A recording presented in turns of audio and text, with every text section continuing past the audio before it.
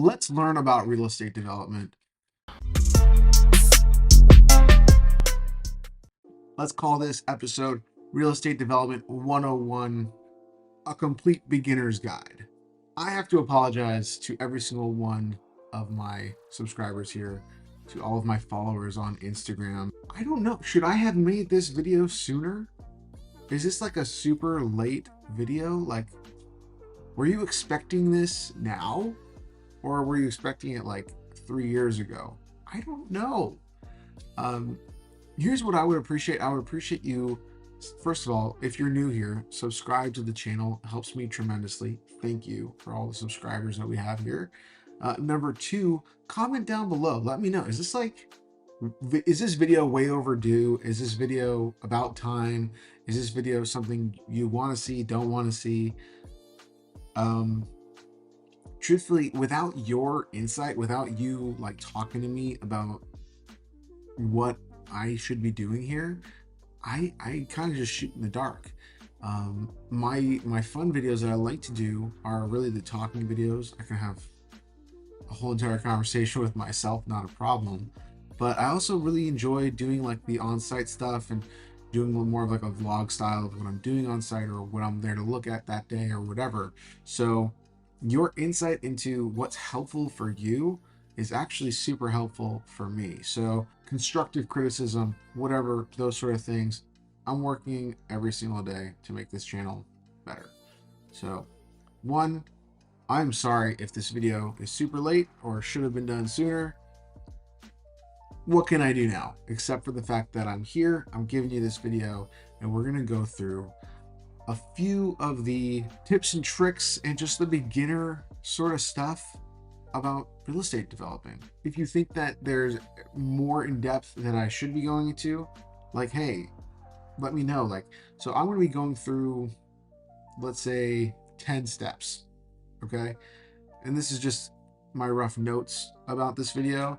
But if you think step 7 deserves its own video of more clarification or more understanding or just didn't quite get it, that's fine. Just comment down below. Let me know that that's what you need, and I'll be happy to give it to you. I'll be happy to do what I can to inform you. So what's this video going to do? Whether you're an aspiring real estate developer or someone who's just interested and curious about the world of real estate and development, this video is really the starter package. It's the 10 steps you need to just get started. Get up, grab your backpack, and get to school. So this is kind of that first grade season episode. And again, like I said, comment down below, what's second grade, what's third grade, what's fourth grade. Ask me those questions and I'll be happy to get into it, truthfully. For those of you who don't know me, my name is Jason Pye. I'm a Los Angeles contractor, developer, and interior designer. And I've been doing this for about 14 years. I've developed over 250 single family custom homes.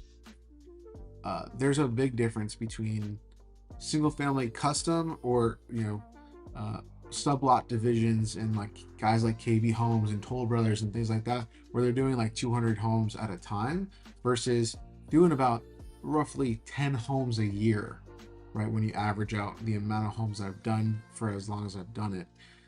And it obviously wasn't like that. There was actually a time when I was doing 30 homes and almost 50 homes at a time. So that sort of made up my beginning stages, my beginning years, really like kind of equaling out the equilibrium of the amount of projects I've done over time. But still, even to this day, we try to do about 10 to 15 projects a year. We are pretty entrenched into the real estate development world. I've done many projects. Hopefully my experience can teach you something. So let's get into it. Step 1 is to educate yourself. You've got to be driven, like internally driven, to learn about what it is you want to do. So if you're going to go ahead and say, hey, I want to learn about real estate development, start really understanding, what does that mean to you? Like, does that mean understanding market trends? Does that mean understanding finance, zoning regulations, construction process? Like, what does real estate development mean to you? I know guys who really only understand zoning and understand processing of paperwork, but they have no idea what the construction side means, and vice versa. So there are, guys out there who only do market trends and are focused on the way the market is going, and that's how they focus on their buying and their selling and how they, pivot all that stuff. But for me, it's like it's insular, right? I have like a mini world that I'm dealing with, and I try to understand all of these aspects within the zone that I'm working in. So, don't be afraid to dive into books, online resources, or even attending workshops or seminars to gain a sound foundation of knowledge. But it's always good to start with something. Like be really cognizant about a few things, but be really good at one. So that way you can understand the full conversation about how to really get involved into real estate development, because it takes so many different mini ideas to put together how to make these things work. And we're not talking about, by the way, we're not talking about like quick flips. We're not talking about that stuff. We're talking about development. We're talking about real estate development.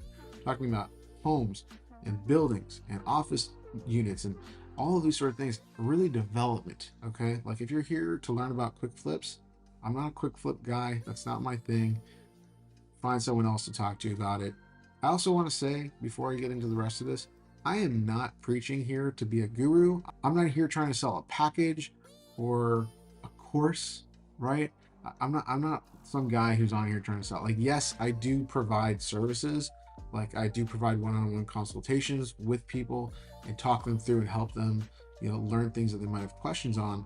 But I am by no means like, go buy my course. Not the thing that I'm doing today. So if you're thinking that that's this video, it's not that video. This is not what's happening here, okay? Step number 2 is to determine the objectives in real estate development. Do you want to focus on residential properties, commercial properties, or both? You've got to initially define your niche and really understand your narrow focus before you can really start planning other options. Like, for example, get really good at flips and then start doing development and then start doing, commercial development and things of that nature. But you should begin at a smaller stage. You should begin strategically planning for those future projects. So you can really, as you grow in your project base, as you grow in like the type of projects you've done, you can begin to learn like, oh, that's a skill I can use on this. And this is something I need to understand for that, and kind of grow your skill sets. Okay. Number 3, and truthfully, if anything here is worth anything, truthfully, this is the most important thing to really understand. This is to build a network. This is to build your connections, establish connections with fellow professionals and individuals within the real estate community. That just genuinely, like, no agents, no contractors, no architects, no lenders. Like, attend events and networking groups and expand your circle and learn from these individuals. Like, this is like the most important thing that you can do, because this video, might help you a little bit, but getting into those circles, getting into that network, that's going to be like your ticket 100%. Okay. So I promise you that if this video means anything to you, that's the one thing you need to take away from it. If you're already doing that and you still want to get into it, you still want to try to find how to do this, right? So step 4 is actually securing financing. Okay. You have to understand all kind of financing options. You have to like genuinely go through a plethora of researching options, because whether it's through a bank, private investors, or crowdfunding platforms, developing a strong business plan for financial projections and understanding how to present that, what your funders need to see, and how potential lenders are going to look at these projects and all that sort of stuff, that's super important. And really understanding the lending options is going to help you understand how to present those things, because everyone's looking for something else. A lot of people ask me why I don't do syndications. One of the reasons I don't do syndications is, one, I'd rather own it myself or own it with a few specific investors. And 2, when I've tried to syndicate something, every single person that's out there as an investor is looking for a different return. They're looking for a different stake. They're looking for a different something. And I can't please everybody, right? So in my circle, I realize, I'm like, okay, I really can't please everybody here.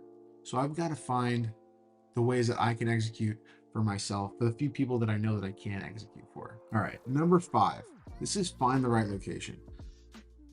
if you're in real estate at all, if you've ever even just heard a meme, the first thing you're going to hear is location, location, location. Location is crucial to real estate development. You have to consider a bunch of factors such as accessibility, demand in the market, potential growth, and selecting the sites for your projects. But honestly, if you conduct thorough market research and due diligence before making any decisions, you're going to understand what these sites need and how you're going to be able to develop them into the project that you're looking for. But basically, location, location, location. And I always like to say, when speaking with new investors or new developers or new people coming into the market, find a market, find the location first, and then understand everything else around it, because location is the most important thing. And if you can even become the expert in a location, that's even better. Like, know that zip code back and forth, know all the sales, know all the comps, know everything that's going on in the neighborhood, know what the Sunday activities are for families, whatever it is, just understand that. Number 6 is probably the hardest thing in my mind to do, but it is necessary. It's part of the job, it's part of what this world is. And number 6 is to develop a team. That just means you got to assemble a reliable team of professionals to assist you with your project. This can include architects, engineers, contractors, and potentially even real estate agents. It's a collaborative effort, and learning communication tools and getting into these development ventures are a big undertaking, and you can't do everything on your own. So you need to have a team that you can go out to and source information from right off the bat. If you're looking at a hillside project, you call the contractor, hey, what's that roughly going to cost me? Talk to the engineer about how you want to develop a home, and the architect's going to make sure that all of these things go through. And having a small team, even just to help you answer quick questions so you can execute faster, right? Knowledge is key in this aspect of it. And by you knowing immediately what answers are going to be, you can make faster decisions and get ahead of your competition. Okay. Number 7, you have to be able to obtain permits. Familiarizing yourself with the local codes and local building codes. This is a really important key factor here. Now, again, if you go back to number 6, developing a team, a lot of the times the architects and engineers and contractors are going to help you with making sure you're in compliance with the regulations of the area, right? Because the one thing you don't want to have is delays or legal issues, things of that nature. So learning the ins and outs of that process is also super important. Once you get through all of that, you're at my step number 8, which is the construction process.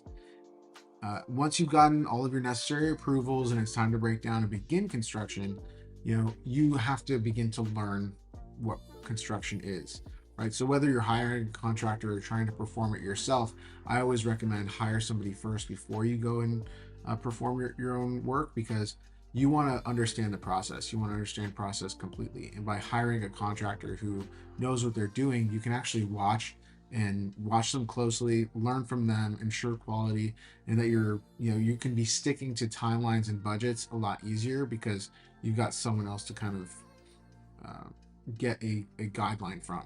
So it's really important to kind of do that. And if you're going to go ahead and try to do that on your own, make sure that you have a team that can actually execute these things appropriately, because it's no joke. And by the way, I think number 8, construction, probably deserves its own video, and I've probably done so many videos that answer everything that you'd probably have. So if you don't already know, you can go back to other videos of mine, go through my page, check out other videos. There's so much information, so much talking that I've done to you in these videos that I think you might actually find some really great nuggets in there that might help you. So go ahead, check out other videos here or here, and hopefully you like them. If you like this video so far, please go ahead, subscribe to the channel, like this video, and of course, comment down below. Let me know what you like about it or what more you want to hear about in regards to this topic. Let's go into step 9. Step 9 is marketing and sales. Now, this isn't going to apply to everybody, but most of the time when you're in the real estate development arena, you do have to market your products, and you do have to make sure that you're getting your sales out there. And you want to make sure that you kind of have a strategy that takes you to the product that you're creating. Okay. You want to be able to attract potential buyers, tenants, and you want to be able to use online platforms such as social media, YouTube, Instagram, TikTok, whatever it is, to generate the interest of that. Now, you may not be doing the leasing or the sales yourself, but I do recommend actually that you have a very fine understanding of sales and marketing, so that when you have other people doing it for you, you've set expectations for yourself and how you want your team, the people that you hire to do the sales and marketing, to actually perform. You have the expectation, not them, right? And like, you just want to see the outcome of it. You want to know if they're marketing well and that they're putting their sales team at the right locations and the right places. I've seen deals go south by having the wrong sales rep in a home at that time. So you do want to make sure you have an understanding of this aspect of the game. All right. Like I said, step number three is like the most important of all of this, is really to grow your network and learn. But that is actually step number 10 as well. It's evaluate and learn. Once your project is complete, you got to take the time to evaluate its success. Analyze the process, analyze the areas that you can improve upon, and apply those lessons to future projects. You've got to understand what subcontractors went wrong. You've got to understand what designs worked, what designs didn't. What location should we have fixed? Was a corner property the right property, or should we have gone in one more block, or whatever? Like, you got to take in everything that goes on about that project and really evaluate and learn from it. Because if you don't learn from it, you're never going to grow. Okay. Remember that learning from your experience is a vital long-term growth in real estate development. You've got to really fully understand the whole thing. All right.